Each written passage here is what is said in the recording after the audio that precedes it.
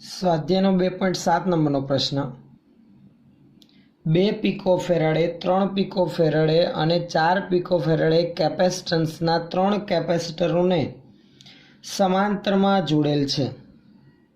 એટલે ત્રણેય કેપેસિટર એકબીજા સાથે સમાંતરમાં જોડેલા છે. પહેલી ગણતરી કરવાની છે સંયોજનનું કુલ કેપેસિટન્સ કેટલું. આ ત્રણેયના સમાંતર જોડાણનું સમતુલ્ય કેપેસિટન્સ જોવા જઈએ આપણે તો સમાંતર જોડાણ માટે આપણે આગળ ચર્ચા કરી લીધી, તેના પરથી આપણને સીધું સમીકરણ ખ્યાલ આવે. સમાંતર જોડાણમાં સમતુલ્ય કેપેસિટન્સનું સમીકરણ જેટલા પણ કેપેસિટરો સમાંતરમાં જોડેલા હોય બધાના કેપેસિટન્સના સરવાળા જેટલું થાય. એટલે સમતુલ્ય થશે C1 + C2 + C3 3 છે તો જે સમીકરણ પરથી સીધો ખ્યાલ 2 + 3 + 4 એટલે ટોટલ 9 પિકોફેરાડે થશે. બીજી ગણતરી છે જો આ સંયોજનને 100 વોલ્ટ સપ્લાય સાથે જોડવામાં આવે તો દરેક કેપેસિટર પરનો વિદ્યુત ભાર કેટલો તેની પણ આપણે ગણતરી કરવાની છે. તો સૌથી પહેલાં તો આપેલી માહિતી લખી રાખીએ, પછી બી ગણતરી માટે આપણે ચર્ચા આગળ વધારીએ. નોંધી રાખું છું હું અહીંયા સૌપ્રથમ કે અહીં C1 = 2 પિકોફેરાડે, C2 = 3 પિકોફેરાડે અને C3 = 4 પિકોફેરાડે તથા V બરાબર આપણે અહીંયા લઈએ 100 વોલ્ટ. જે સપ્લાય જોડવામાં આવે છે તેના વોલ્ટેજને V વડે દર્શાવીએ જે છે 100 વોલ્ટ. હવે પહેલી ગણતરી સંયોજનનું કુલ કેપેસિટન્સ. સંયોજનનું કુલ કેપેસિટન્સ તો કે સંયોજનના કુલ કેપેસિટન્સને C ઇક્વિવેલન્ટ વડે દર્શાવી. ત્રણે ત્રણ સમાંતરમાં છે તો C ઇક્વિવેલન્ટ બરાબર C1 + C2 + C3 જેટલું થશે. એટલે 2 + 3 + 4 ટોટલ 9 પિકોફેરાડે જેટલું સમતુલ્ય કેપેસિટન્સ થશે. ચલો આગળ બી માટે હવે જરાક ચર્ચા આગળ વધારીએ. બી માટે શું કીધેલું છે કે આ સમાંતર જોડાણને 100 વોલ્ટ સપ્લાય સાથે જોડવામાં આવે. એટલે કે આપણે આ રીતની માહિતી ધ્યાનમાં લઈએ કે ચાલો આ પહેલું કેપેસિટર, આ બીજું અને આ ત્રીજું કેપેસિટર. આ ત્રણેય કેપેસિટર એકબીજા સાથે અહીંયા પ્રશ્નમાં કીધેલ છે કે સમાંતરમાં જોડેલા છે. જો આ જોડાણને એટલે કે આ ત્રણ કેપેસિટરના સમાંતર જોડાણને 100 વોલ્ટ સપ્લાય સાથે જોડવામાં આવે, ધારો કે સપ્લાયને અહીં આપણે દર્શાવી રાખીએ આ રીતે, આ છે 100 વોલ્ટ, આ ધન અને આ ઋણ છેડો, આ C1, આ C2 અને આ C3 આ સમાંતર જોડાણ સાથે જોડેલા હોય તો દરેક કેપેસિટર પરનો વિદ્યુતભાર.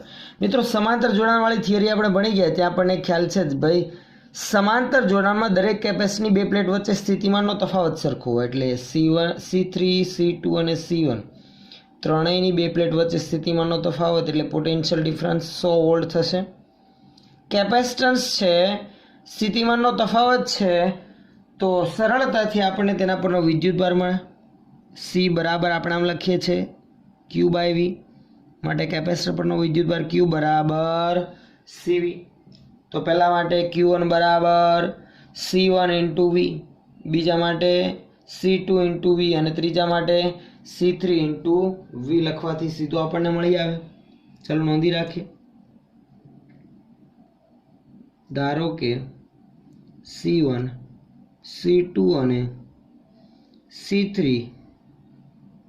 પરનો વિદ્યુતભાર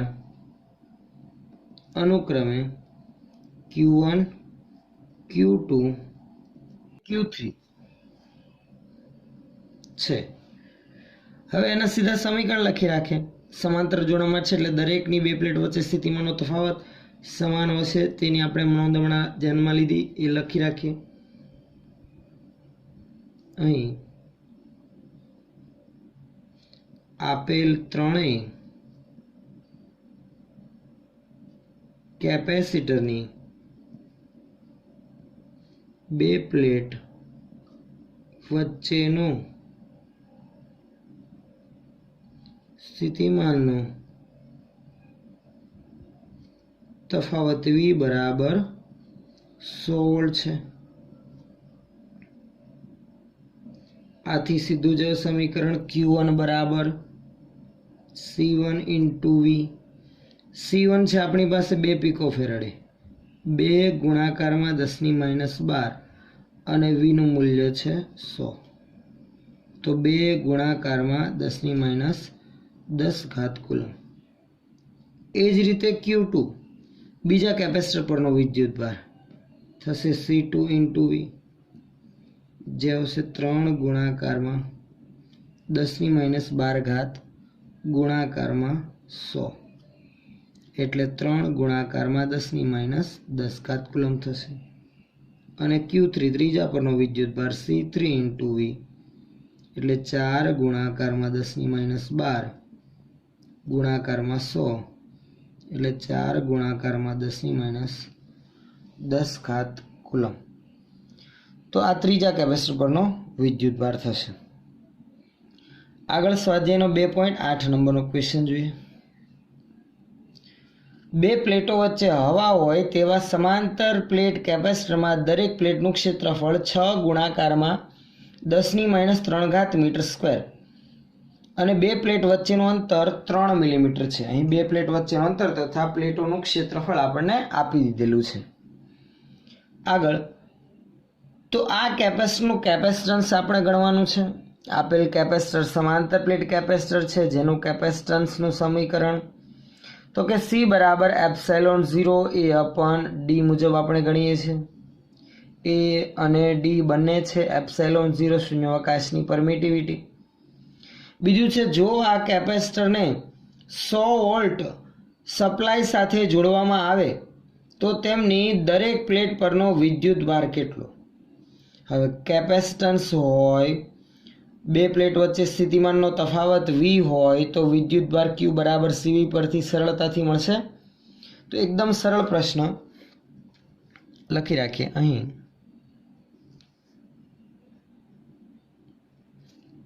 પ્લેટનું ક્ષેત્રફળ A બરાબર 6 ગુણાકારમાં 10⁻³ મીટર સ્ક્વેર તથા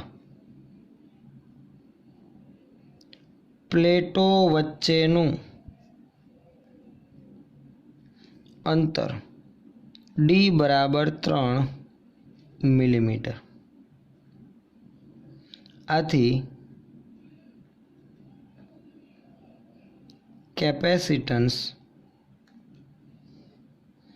જેનું સમીકરણ આપણને ખબર છે, C બરાબર ε0 A/d, ε0 8.85 × 10⁻12 એ 6 ગુણાકારમાં 10⁻³ અને છેદમાં D છે 3 મિલીમીટર, તો 3 ગુણાકારમાં 10⁻3. તો કેલ્ક્યુલેટર દ્વારા ગણતરી કરશો તો ફાઇનલ પરિણામ આપણું કંઈક આ પ્રમાણે આવશે. ફાઇનલ આન્સર આપણો થશે 17.708 ગુણાકારમાં 10⁻, જોવા જઈએ તો 10⁻3 10⁻3 કેન્સલ થશે, તો 10⁻12 ફેરાડે. આ થશે આપણો ફાઇનલ આન્સર. બરાબર છે. હવે આપણે કેપેસિટન્સની ગણતરી તો કરી લીધી. હવે આપણે ગણતરી કરવાની છે દરેક પ્લેટ પરનો વિદ્યુતભાર તથા પ્લેટ પરનો વીજભાર Q બરાબર CV મુજબ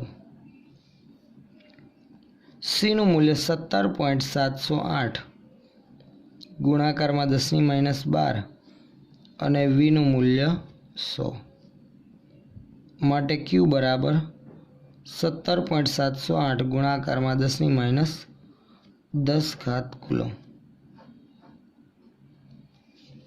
જે આપણો આન્સર થશે.